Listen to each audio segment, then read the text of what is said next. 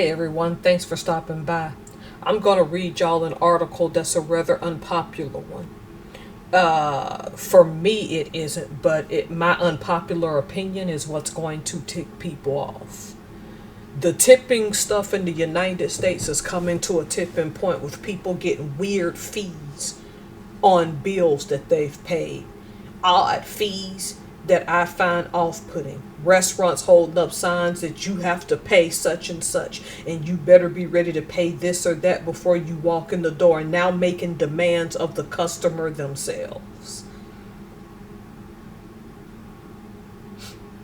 This been circulating. I'll talk about it in a minute, but first, let me say, you work in a restaurant, we appreciate what you do because I know waiters and waitresses and things and bartenders are mistreated. No one's saying you deserve your treatment. But certain things we shouldn't have to pay for, and I'll get into that in a minute. Without further ado, we're going to get into this article from the Daily Mail. Y'all come back, give me y'all's feedback on it. All right. The FIFA World Cup is approaching, so I needed to hurry up and make this video so we can talk about this in our culture of tipping. Without further ado, here's the article. Millions of foreign soccer fans are coming to the U.S. for World Cup soccer games, and the vast majority know next to nothing about America's tipping culture. Disagree with that, now get into that. Restaurants in World Cup host cities are bracing for the inevitable culture clash by adding mandatory tips to keep their staff from being shortchanged. Many spots plan to automatically add gratuities of up to 20% of bills when international visitors descend this summer. The move comes as the FIFA World Cup 2026 is already being branded as one of the most expensive sporting events in history, with soaring costs for tickets, hotels, and travel. Now we can add dining to that list. Kansas City is set to host 6 matches and 650,000 visitors. The Missouri Restaurant Association has advised venues to introduce automatic gratuities during the 40-day tournament. We just want to make sure that the servers and bartenders actually get tipped, said Trey Myers, the Missouri Restaurant Association's Director of Marketing and Communications. Myers said that many restaurants are expected to levy automatic tips ranging from 18% to 22%. In most European countries, service is included in restaurant bills and tipping is generally minimal. Boston will host 7 World Cup games. Similar discussions are underway there, with some venues reportedly considering mandatory service charges for visiting fans. The policy has sparked a fierce backlash online. What a way to show American greed instead of hospitality, one critic wrote on Reddit. Another commenter quipped, "Isn't this just selfish and price gouging? They're all going to be making more money since they're going to be busy. Now they want even more." Many critics warned that mandatory tipping could outlast the World Cup and become a permanent fixture in restaurants. Others argue the U.S. should follow other countries and scrape tipping altogether in favor of higher wages. Still, some restaurant owners say the temporary measure is a practical solution as long as it's clearly communicated. Not every state is on board with the idea of automatic tipping. The New Jersey Restaurant Hospitality Association is focused on educating businesses about cultural differences, from payment habits to dining expectations. And the tipping debate is only one flashpoint in what's shaping out to be a costly tournament for fans. According to The Atlantic, hotel prices in host cities for the FIFA World Cup 2026 surged more than 300% after the December draw determined the match locations. In some cases, parking at official FIFA lots in Los Angeles cost fans more than the game tickets themselves. Flights are adding to the burden. Rising oil prices tied to the Iran war have driven an 85% spike in jet fuel costs, with international airfare more than doubling. In light of these costs, an analyst An analysis by ESPN suggests that fans hoping to follow their team throughout the tournament could face costs of at least $34,000. We're going to get into that in my commentary. Even ticket prices have raised eyebrows, with some group stage seats reaching 700 and final tickets climbing into the thousands. Concerns have reached political leaders too. UK Prime Minister Keir Starmer warned that rising costs risk pricing out of ordinary supporters. Well, of course, that's what we're going to talk about. As someone who used to save up for England tickets, I encourage FIFA to do more to make tickets more affordable so that the World Cup doesn't lose touch with genuine supporters who make the game so special, he wrote. With prices rising on nearly every front, from flights to food, fans heading to the World Cup may need to budget more than ever just to enjoy the game. I made a video a while back entitled "Tipping Culture is Out of Control." This article doesn't get it right in the first sentence. Excuse my burp, I'm drinking mineral water. First off, people from foreign countries are aware of the bad tipping problem in the United States and the sneaky way that things end up on receipts that you didn't know were services. They all kinds of make videos about it. For the first time, and I say I noticed this since COVID, now native-born Americans are almost outpacing foreigners complaining about it. An image is about to pop up about what I mean by this. I don't mean this as a disrespect when you own restaurants, but you need to have a small boutique restaurant if you're worried about this and pay higher minimum wages, because that's going to be the future. See, the reason I advise you to go in that direction is because you can't expect people who are coming in to pay for a meal to feed your household. Also, don't take this as any disrespect. When you chose that job, you chose that job. It doesn't mean people should leave change on the table, because I hate it to, I as a person that tips well, hate it to see somebody give service to a whole group of people and only be left pennies, dimes, and quarters. I've seen it. It's diminishing. You don't do that to a server, okay? When you eat in a high-end restaurant, I think it is acceptable that you should leave something in the form of tangible good money. A table of 8+ people should be able to leave at least $40 to $60. If you can't afford that, I can do 20. I know that's gonna make some servers mad. Don't leave them pennies and stuff like that, which they don't make pennies anymore, but we still have them in circulation. Don't do that. I've seen it done to waiters at restaurants, and I could just feel my blood boil. When you get good service, that service should be rewarded.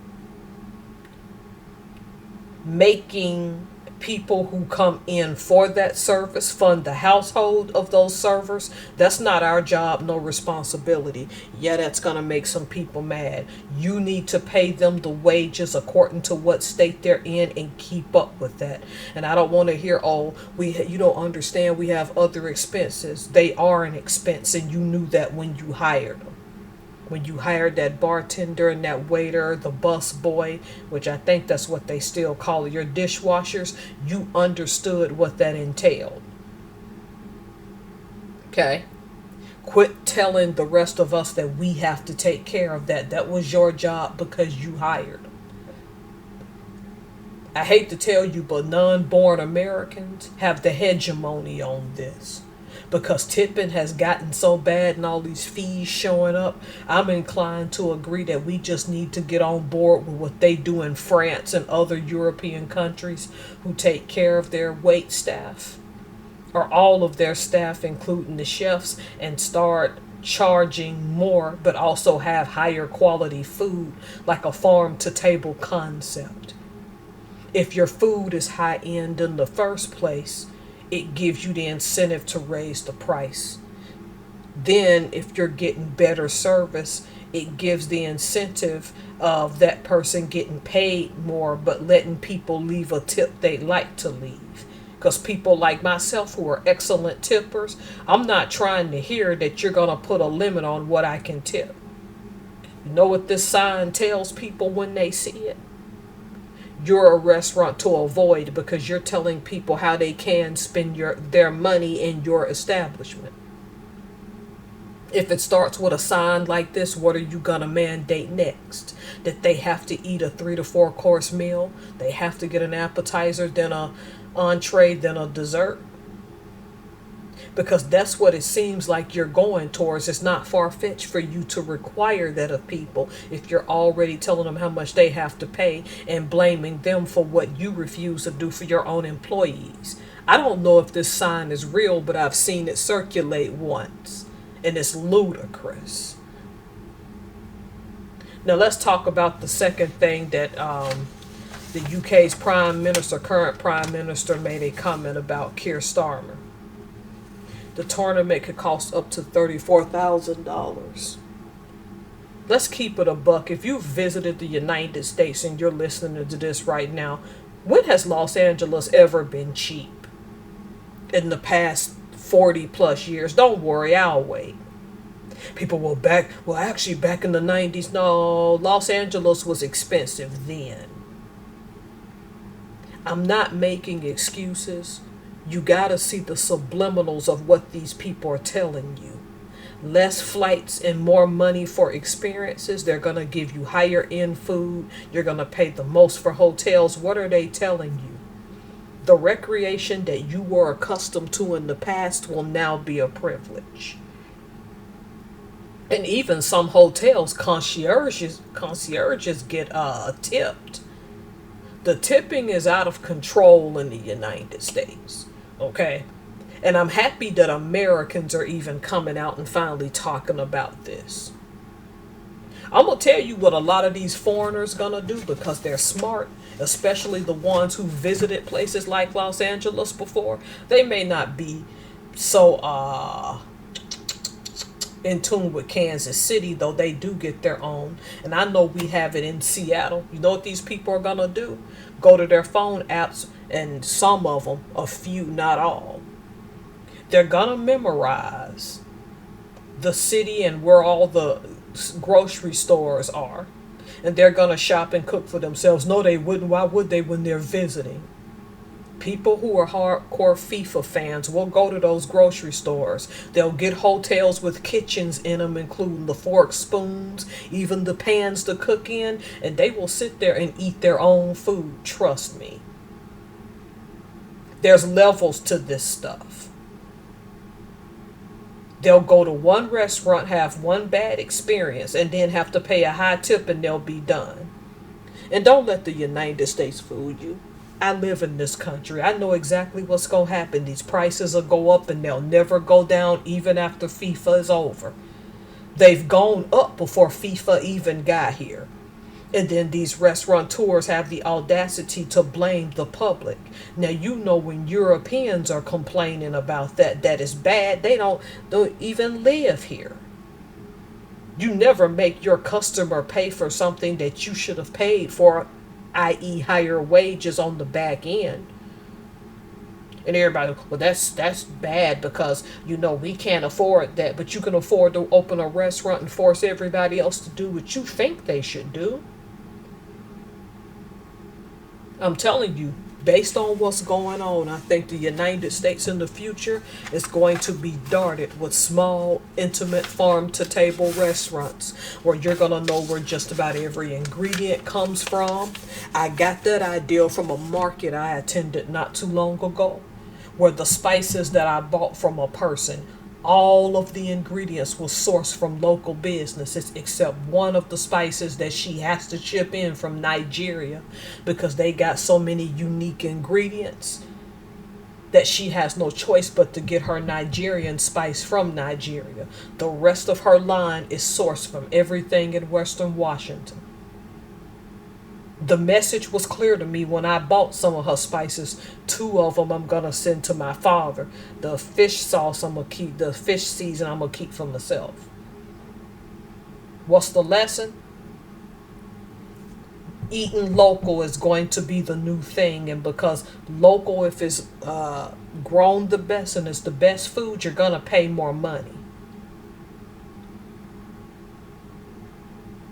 For us to survive as a nation, we have no choice now but to have a lot more smaller, intimate boutique restaurants with fewer waiters and fewer staff, and pay them a lot more for a farm to table concept. That's the only way you're going to fight this if you're opening a restaurant. If you're trying to open a big to do and be full of yourself and over tell people they have to overpay for tips, your days are numbered. It's just a fact. I'm telling you, some of the people visiting this country, they're just going to go get hotels with kitchens, cook for themselves, and eat that way to save money. Don't think they won't. That article was sort of naive and don't know what time it is. Most people know how the United States gets down with its get down when it comes to that tipping. It's even bothering us. We're too interconnected in the world now for people to not notice cultural things. Someone else isn't going to change their culture temporarily because they came here. It's not going to work that way. Some people are just going to find ways to get around your system, and you're going to suffer because you're charging people too much. Our survival now depends on small, local, intimate little restaurants with fewer staff getting paid more money and a wage that they can afford to live on, and open fewer hours so that they can be unique on a farm to table concept. That is the only way. A restaurant also has to start becoming a treat for us rather than people eating out all of the time. I'm seeing an increase in places that are some of the best places to eat, but they make your food real quick and they don't even have a wait staff. They just make the food and they got tables or places where you can stand around wait. They'll pack them in eco-friendly packaging and send you. Those will survive because they're already prepping for the future. That's why they did it that way. You have no wait staff and you have far fewer people. You can pay them better wages. I've seen them on documentaries and specials and stuff on YouTube. I love my country. I love the United States. I don't get into this whole what's the best nation in the world. We're not a perfect country by any means. We are kind people, but we can be very blunt and out there and big and bombastic. I love my country, but I also know it's imperfect, and what this tipping thing is one of those things. And I'm with the rest of the world. It's time for it to change. I don't want tipping to go away because I think it's a great incentive for people. And as a person who had a sister that was a waitress, I think it's a great incentive. I just don't think people in a free country should be told how much of their money to give to a staff when they should already be getting paid by the people who hired them. All right, that's my controversial take. It is what it is. I already know I'm going to get some hate on this video. Thank you all for watching, and hopefully I'll catch some things going on around my neighborhood with the FIFA World Cup this summer. It's going to be a busy summer. It's going to be fun. Y'all take care.